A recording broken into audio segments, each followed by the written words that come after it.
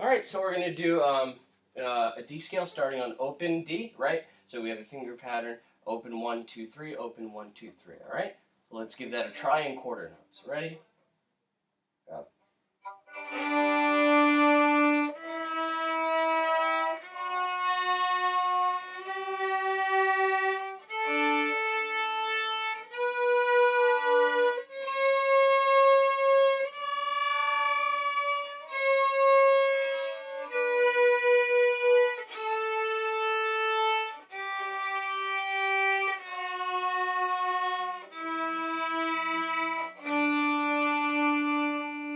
Awesome. Cool. So two things you want to keep in mind. The finger pattern was really good. Your fingers are right next to each other. So the intonation was very good.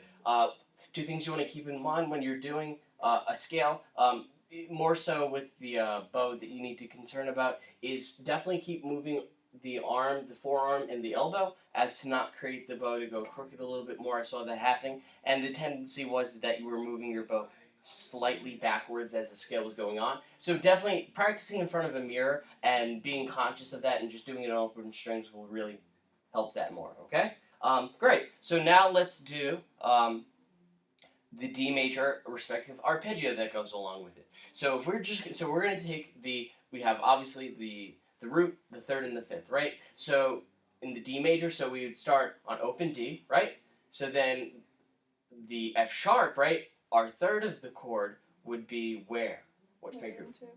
Second finger, right? Great. And then if we're going to keep going up the arpeggio, we would go to open A, right? Because we have the open strings, right? The tuned in fifths. And then finally, D's on... What's 1, 2, 3, 4? Third finger, right? So we're going to have... Right, so open D, second finger on F sharp, open A, and then third finger on D, right? So let's give that a try. So we're going to do in quarter notes, up and down the D major arpeggio, okay? Ready, go.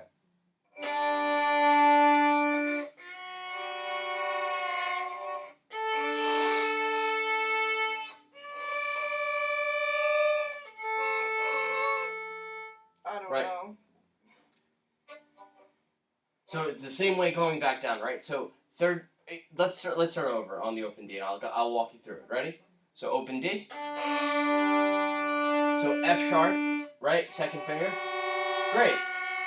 We're going to the fifth, the open A. And D's on third finger, right? Up, third finger, yeah. Great. We're going to go back down to the open A, right? The fifth.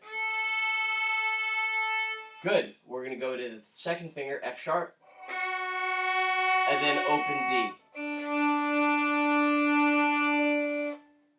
Not bad. Does that make sense? Yeah. Okay. I know it's a little confusing. We don't know notes, really. So right, no, I know. It's getting used to the fingerboard geography of it, right. So this way, and that's why I'm kind of like introducing the arpeggios, is that if you have the scales and arpeggios, the root, the third, and the fifth are good places to have a checkpoint if you don't know where you are, right? Say like, oh, well, I always know the open A is always going to be the fifth is the scale, right? So if I were to ask you, where's B, you'd say, oh, it's just first finger because I know where the fifth is, right? Mm-hmm. So it's things like that, okay? Okay, not so bad. Let's take that same principle and let's apply it to a G major scale and arpeggio, okay? So we're going to do the same finger pattern, starting on open G, right? So if we have open G's over here, right? Mm-hmm. What would second finger be? That would be... A.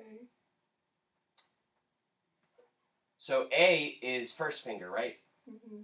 So second would be B. Right. So, and that's the third, right? So just like how F sharp was the third of the open D, right? So the third on an open string will always be second finger, right? Okay? And then we have, if you go over to open D, that's the fifth, right?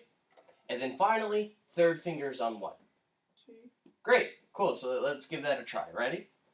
Let's try it on open G. Ready? Go.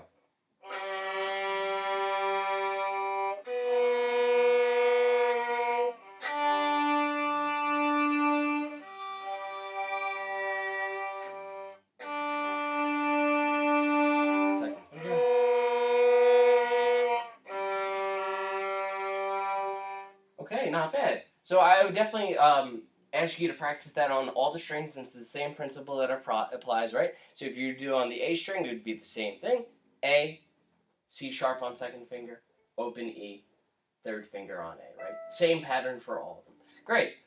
Okay, so now we're going to do a little bit of minor scales. So we're going to focus on melodic minor, and we're going to do it on starting again on open strings. Okay, so this time you'll have the package for the major scale fingering and the minor scale fingering.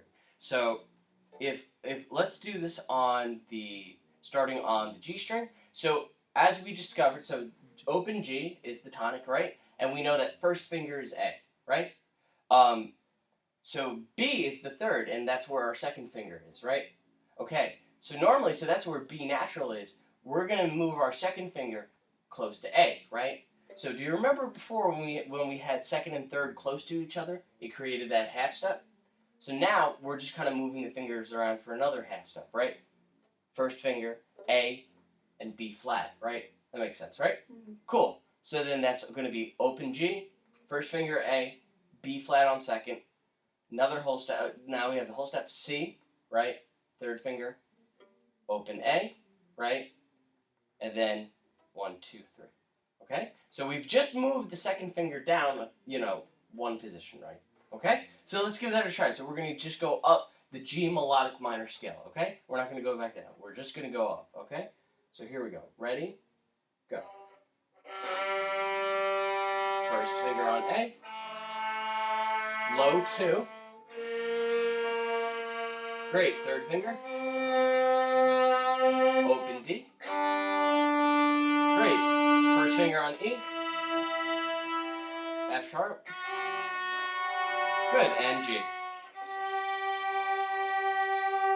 Cool. So now we haven't gone down yet, and now I'm going to ask you what. So obviously we know melodic minor. On the way up, you raise the 6th and 7th, right? So on the way back down, what's going to change with our finger pattern here? So we had F sharp and G next to each other on the way up, right? So going back down, we're going to have an F natural, right? Where's the second finger going to move? Closer to 1. Right. It's going to be similar like it just was before, right? So that's going to be G, F, right, E. So the one thing I will explain, the only difference is that we also have to lower the 6th, right? E becomes E flat, right? So you just lower the 2 and the 1. Let's try that from the top G, and we're going to go nice and slow. Okay, so G, third finger. Good. So we're going to have the lowered second. So. Yep, great. A lowered 1. Good. Open D. Going to third finger. The lower 2, right?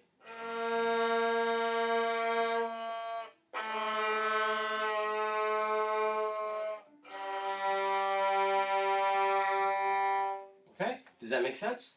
Great. All right, so we have a little bit of time left. We are going to move on to 4x4 in your student book on page 23. And this is going over basically the finger pattern for a D major scale, right? So we are starting on, let me bring this over here. Okay. So we are starting on, let's see, F sharp, right? So where would that be on the D string? 3 or 2. Great, second finger, right? So we know we have second finger, third finger. Now here, it has a fourth finger on the note A. If you notice that any of the open strings will always be a fourth finger. So if you look at this, here's A. It's the same, right? Fourth finger here, it's the open D. So a fourth finger will always be the open string, okay? So that's basically the same thing that they're trying to get you to do here, okay? Cool. See how it has fourth finger on A and then open string on A, right? Same note, just a different fingering for that. Cool. So let's give this a try. So we're going to start on, so we're starting on second finger on F sharp, And I think we can go through this. It's mostly pretty scalar, and it goes up and down to D scale, halfway. Ready? Here we go. Ready, go. Right, so second finger. Ready, Well, yeah, I was just on the wrong scale. ready, go.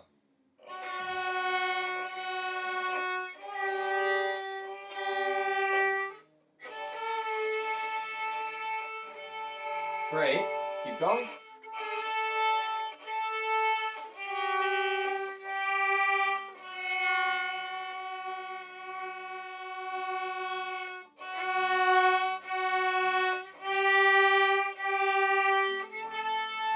Good. Now open.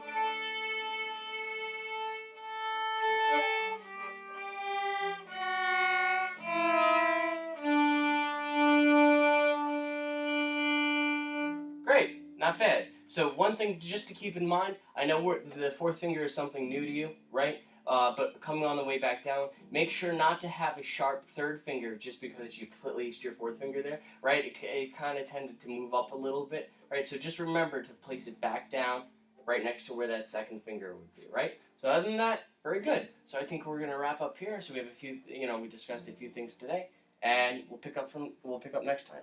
Great.